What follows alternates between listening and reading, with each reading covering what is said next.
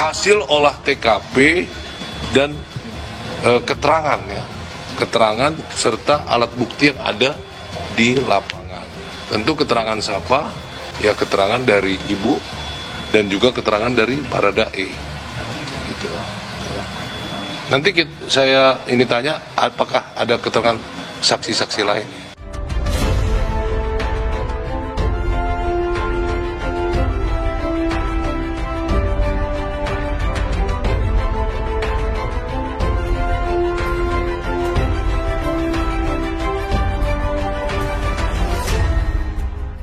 Tonton video ini sampai selesai agar Anda tidak gagal paham.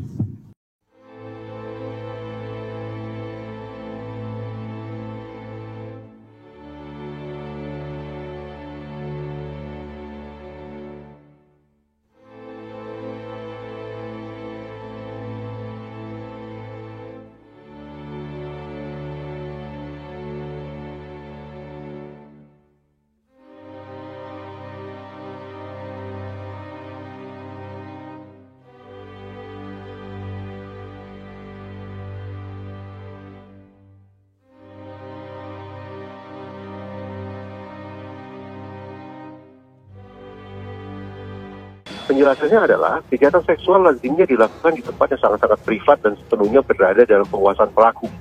Artinya di situ tidak ada saksi, di situ hanya ada pelaku dan korban atau targetnya. Dan juga kemungkinan karena di situ merupakan tempat yang dikuasai oleh pelaku, maka tidak akan tercecer barang bukti atau misalnya sidik jari dan seterusnya dan seterusnya. Nah, tetapi sungguh-sungguh aneh, sungguh-sungguh tidak lazim ketika kemudian ada orang yang melakukan kejahatan seksual, pelecehan seksual, tapi justru di tempat yang tidak dia kuasai. Ya, memang kalau dilihat ya agak-agak sedikit agak janggal lah mungkin ya kalau boleh dikatakan.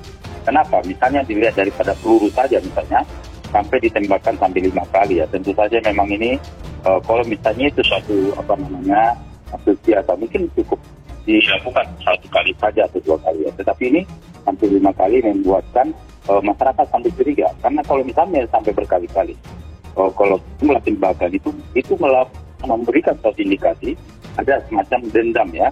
Sangat tidak suka sekali ya sampai bisa dilakukan membabi buta.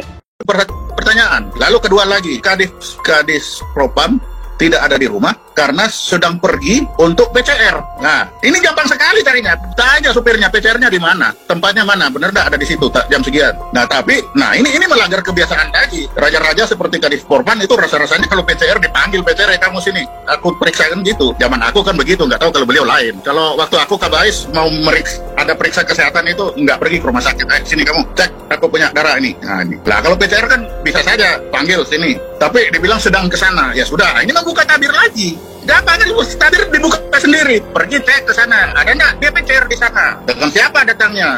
Dengan sana kok itu ajudan 2 kenapa ditinggal? Ada punya berapa ajudan ini? Kalau dia pergi lalu ajudan ditinggal, kalau selama saya Kabais nama ajudan tuh tidak pernah tinggal. Kemana saya pergi ikut terus. Lah kalau ini kenapa ada ajudan 2 ditinggal? Apa ada ajudan yang lain? Ya nggak tahu. Barangkali beliau punya ajudan lebih dari 3. Iya, dilihat dari jenazah korban kemarin yang diantar ke rumah duka, mereka melihat banyak kejanggalan.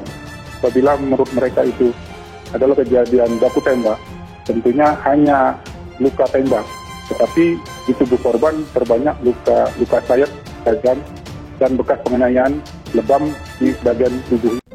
Sekarang saudara E yang polisi membunuh saudara J polisi hanya menjadi menjadi saksi. Nah ini kan tidak masuk akal itu. Logika lagi, yang biasanya yang diotopsi itu kan korban. Nah sudah, yang diotopsi itu adalah si saudara J, berarti dia korban. Tapi ternyata dia dibilang tersangka. Jika sudah berputar-putar gak jadi. Nah kalau dia tersangka mana? Nah, katanya dia tersangka di kasus pelecehan. Nah, kalau dia kasus pelecehan, lah kalau dia mati berarti dia dibunuh oleh korban dong. Dia korban atau menjadi pelaku, dia diotopsi.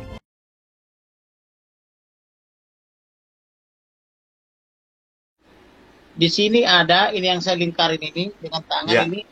dia membiru seperti bekas pukulan, ya. Iya. Ini ada robekan sampai dijahit. Iya. Kemudian di sini ada robekan. Kemudian ini di daerah samping di bawah tangan ini ada robekan, ya. Diduga benda tajam. Ya, ini. Iya, iya, kelihatan jelas. Kemudian ini di kaki, padahal dia pakai kaos kaki nih. Ini robek sampai di bawah ini. Iya. Dan ini tidak lurus, itu bengkok-bengkok ini. Karena sudah dijahit. Terus ini lubang telinganya ini bengkak nih. Iya. Iya. Iya, itu. Sambil rahangnya juga itu berpindah. Iya.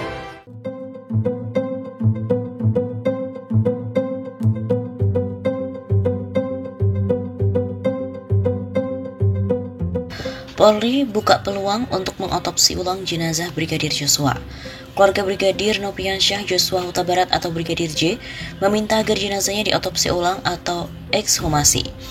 Permintaan ini muncul usai keluarga merasa tidak puas karena menemukan banyak kejanggalan luka di tubuh Joshua.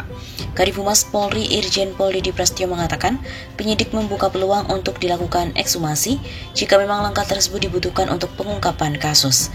Dari penyidik terbuka, ini sesuai komitmen Bapak Kapolri bahwa proses penyidikan ini akan dilakukan seterbuka mungkin, setransparan mungkin, dan proses penyidikan harus memenuhi kaidah-kaidah scientific crime investigation, kata Dedi di Mabes Polri, Jakarta Selatan pada hari Selasa 19 Juli. Dedi juga melanjutkan keputusan ekshumasi menjadi kewenangan para penyidik. Hal ini, kata Dedi, juga akan dilakukan oleh kedokteran forensik selaku pihak yang ahli dalam bidangnya. Kedokteran forensik Polri tentunya tidak boleh sendiri, kami juga meng-hire dari pihak luar. Dalam rangka untuk apa? Untuk betul-betul hasilnya itu sahih dan bisa dipertanggungjawabkan dari sisi keilmuan dan dari semua metode sesuai dengan standar internasional. Jelas Dedi. Sebelumnya baku tembak antara sesama anggota polisi terjadi di rumah dinas perwira tinggi Polri di Duren 3, Jakarta Selatan. Peristiwa ini melibatkan Brigadir Joshua dan juga Baradae. Keduanya dikabarkan adalah Ajudan Kadif Propam Polri Irjen Pol Verdi Sambo.